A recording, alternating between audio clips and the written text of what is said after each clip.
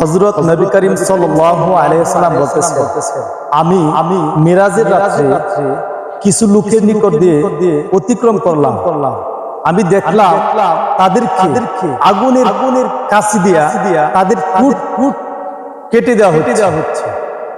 ঠোঁট কাটার পরে আবার এক মুহূর্ত বাদ যায় নাই, আবার আগের মতো তাদের ঠোঁট হয়ে গেছে, আবার ঠোঁট কাটা হচ্ছে। এইভাবে ঠোঁট কাটতেছে আর হইতেছে, এক মুহূর্ত তাদের কোনো নিস্তার নাই। এইভাবে তাদের শাস্তি হচ্ছে। আমি তখন জিব্রাইলকে জিজ্ঞাসা করলাম, এই জিব্রাইল এরা কারা?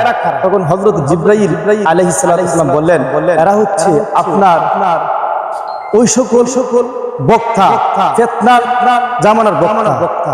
তারা এমন কথা বলতো যেটা কুরআনে নাই, হাদিসেও নাই। এমন ভুল বক্তব্য দিয়ে মানুষকে পথভ্রষ্ট করতো, বিপদগামী করতো। আজকে এটা হচ্ছে শেষ